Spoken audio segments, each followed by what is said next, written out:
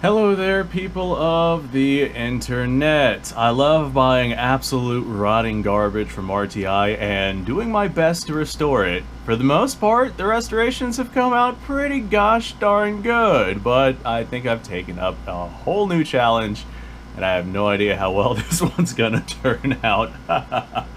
With a lot of my restorations, just because RTI has a reputation for having really bad bores, a lot of the restorations I do are essentially just kind of wall hangers because they're not going to shoot straight because the bores are just completely rotted out on some of these rifles. Honestly, I have no idea how the bore in this one is going to be because this is a first impressions, so we're just going to sit back and have a look at what we got going on here underneath this heart wrapper right here, which is left over from Valentine's Day from either last year or the year before, I can't remember. Underneath this right here is a Egyptian Hakim rifle, an 8mm Mauser. Always wanted one of these. I've kind of shown them off on the channel before, but the one that I showed off was not mine, and I did not really see much of a reason to go out and get myself, you know, one of these rifles, which normally run like $1,000 or so, because that $1,000 would get me quite a few other rifles that I would be, in all reality, more interested in. But those other rifles, I mean, I'd rather have more rifles that I would be more interested in versus just one of these. So RTI was actually having a sale on C-grade Hakims, which they like openly and blatantly said, hey, these are rust buckets, they're not gonna function, you know, good luck, hats off to you. Ended up picking up one of these for basically dirt cheap. That being said, this is absolutely a rust bucket, and I have no idea if I'm going to be able to get this thing up and going. But I do know that I like a good challenge. So let's have a look at what we got going on here. So right off the bat, I'm sure a lot of you guys can see, oh my god, look at this rifle. It is just covered in dirt and sand. We got broken stock, we got rust everywhere. Look at this thing. It is just an absolute, it's a nightmare. This thing literally is a nightmare. If I take it and I flip it around to show you all the butt stock, this thing is just so dried and cracked. Like, this stock is just gone. If I want to do a full restoration on this, I'm definitely going to have to replace that. That being said, if I can get this up and going, then I have no doubts that it'll shoot and survive at least a couple of rounds. At least to test functionality. We do have ourselves what looks like a stalking number on there. The actual action itself is completely seized up. That should be going forward. Safety is just completely gone. We have rust in every single nook and crevice and hole, and everywhere on this rifle is just completely gone. I do like that we have Egyptian writing on it though, and that's pretty cool. We are missing our upper handguard. We can see our gas tube right there above the barrel. We do have our little gas adjustment system right there.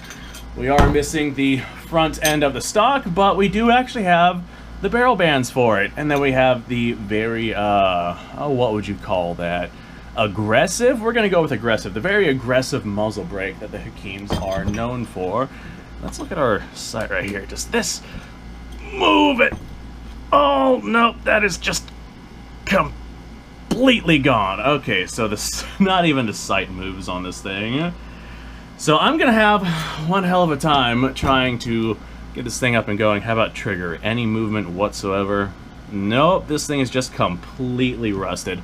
I'm probably gonna get myself like a tub with some oil in it and just drop this thing in there and soak it for a couple of days, because this is just a complete, oh, look at that, I got a part that kind of moves on this thing. Hell yeah. Obviously there's no magazine with this rifle. They advertise them as no magazines. This rifle did take some termite damage by the looks of it. Yep, those are definitely from termites. That being said, as bad as this stock does look, I'm sure if I clean it up some and whatnot, the cracks in it aren't that terrible. At least there's no stress cracks. The cracks I'm seeing are from dry wood, and that is something that definitely can be fixed. God, it's so bad. This is definitely one of those ones where I'm like, holy crap, Sean, what have you done? Well, at least the gas tube itself looks okay. Might be the one thing that I may be able to salvage out of this thing. So, yeah, that's my plan. I'm going to soak it in oil, grab like a little brass mallet, see what I can tap and loosen up on this thing. And like, I guess I can just kind of say, hey guys, wish me luck. So this Egyptian rifle, this is chambered, like I said before, in an 8mm Mauser. I think it's designed after a Swedish rifle, which is basically the same kind of design, but chambered in 6.5 Swede. I imagine that's a pretty gosh darn nice rifle to shoot. I have handled these on the channel before. They're definitely a little on the sketchy side. Anyone who has ever had to deal with Grand Thumb, Garand Thumb, however it is you feel like pronouncing that name, knows that whenever the bolt flies forward on one of these, just all those sharp angles and whatnot, you get your thumb caught in one of these rifles, and it is just absolute hell. I'm glad that they have external magazines, because I'll definitely be pulling the old mag out, putting a new mag in, versus doing the stripper clip thing here. The safety on these things is actually what stops the bolt from flying forward. You put the rifle on safe, and you're supposed to bring the bolt back, but I've seen multiple Hakims that malfunction. These are just old rifles. And all it takes is one rifle malfunctioning, and bam, you lose the tip of your thumb. So we don't want that. I'm probably going to see if I can source an upper handguard for this.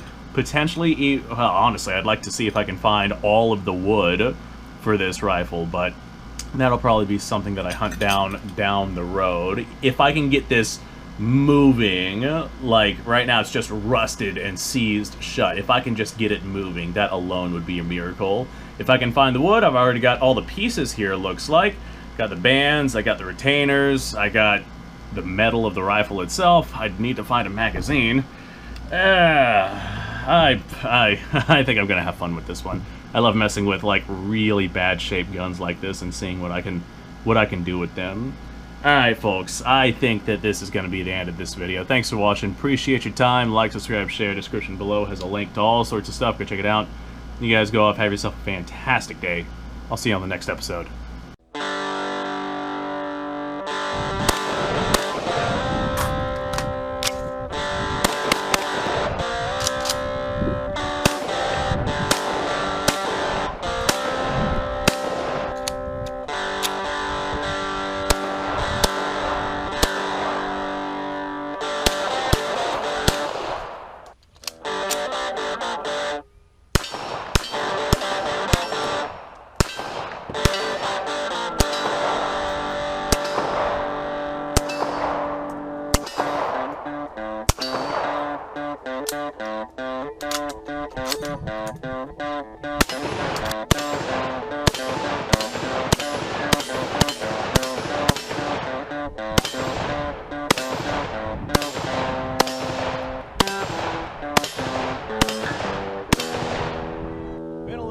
Since I've done this.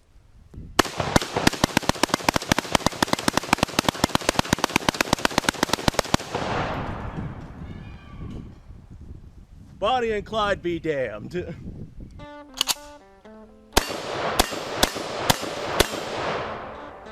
Poor man's Garand.